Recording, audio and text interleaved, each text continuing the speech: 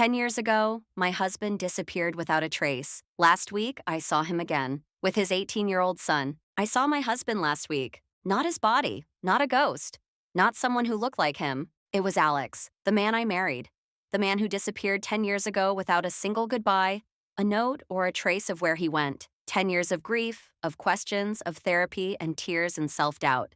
And he was just there, laughing, ordering ice cream, holding a boy's backpack like he'd been someone's father his whole damn life. The kid? He's 18. Which means Alex didn't vanish. He left. 10 years ago, I was 28, married to the love of my life. Or so I thought. Alex and I had been together since college. He was charming, spontaneous, and a little mysterious in a way that seemed romantic at the time. I was in marketing, working long hours, and he was a freelance photographer, constantly jetting off to different cities for gigs, but always coming home with stories and souvenirs. I never questioned it, until the day he didn't come home. He left one Thursday morning to shoot a corporate event in the city, kissed me on the cheek, told me he loved me, and said he might be home late. Normal. Routine. Nothing off. I texted him around 9 p.m. to check in. No reply. Tried again at 11. Still nothing. By morning, I was panicking. I called his phone dozens of times, straight to voicemail. I called the hotel he was supposedly staying at. They had no record of him checking in. I called his parents, his friends, the hospitals. Nothing. By day 2, I filed a missing person report. The police found his car abandoned in a grocery store parking lot 12 miles from his event venue. His keys, wallet, and phone were inside. But no sign of struggle, no witnesses, no CCTV that led anywhere. It was like he just ceased to exist.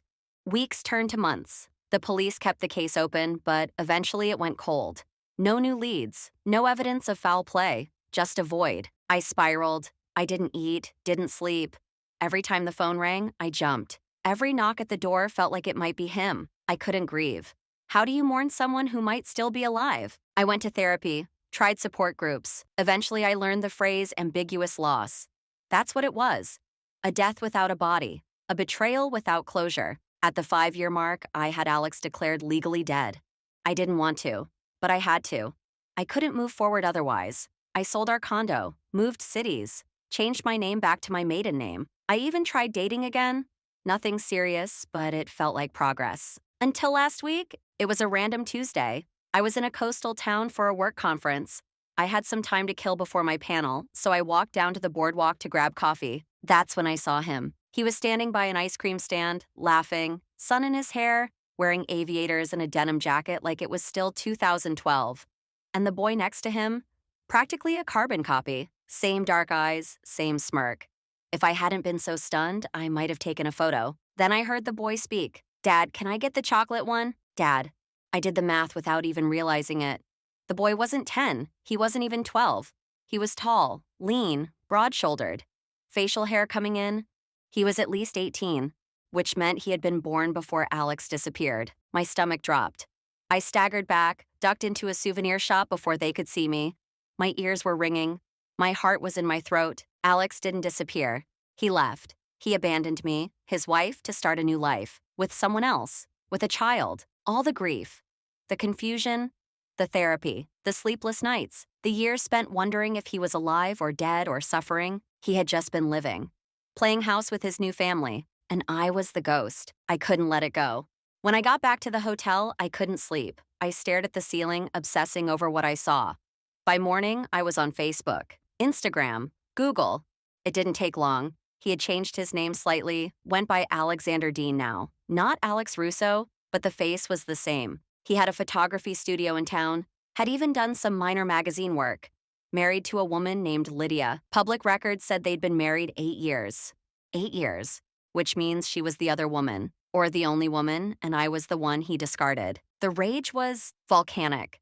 I almost messaged him that night, had a whole paragraph written out in notes, but I deleted it. I wanted to see him, in person, face to face, so I went. I walked into his studio pretending to be a client.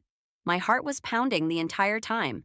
He came out from the back with that same damn smile I used to fall for. Then he froze. His face went pale. The camera strap slipped from his hand and thudded on the floor. "You," he whispered. "Hi, Alex," I said. Or should I say, Alexander Dean? He looked around like he expected this to be a prank, like I might vanish if he blinked. "You're alive," I said. You're here and you have a son. He stammered. I can explain. Explain what? That you left me for another woman? That you abandoned your life without a word? That I thought you were dead? He broke. Sat down. Buried his face in his hands. It wasn't supposed to happen that way, he muttered. I panicked. Lydia was pregnant. I couldn't keep living two lives.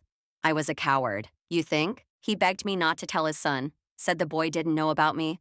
That he thought Lydia was his first and only wife. That his entire business and life would collapse if I exposed him. I told him I didn't care.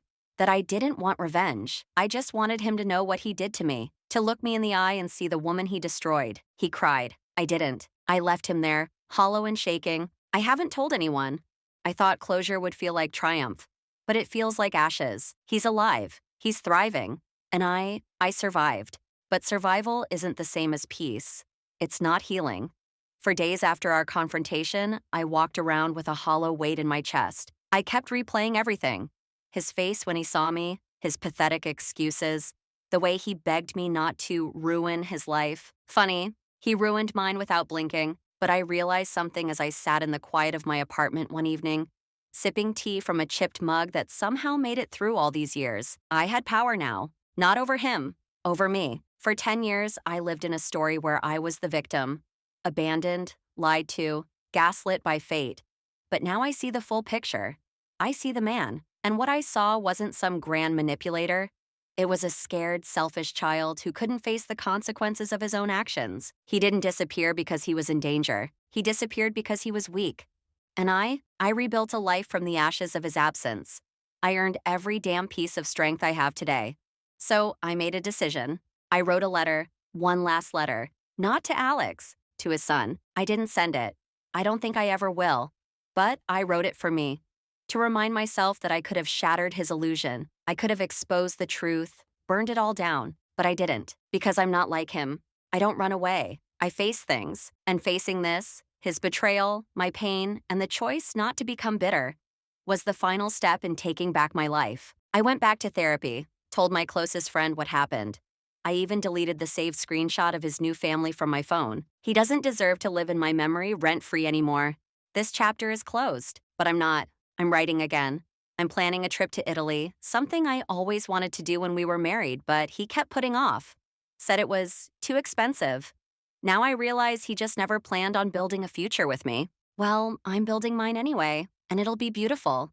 Because in the end, I didn't just lose a husband, I lost a lie and found myself. If you like to watch more videos, please hit the subscribe button and notification bell.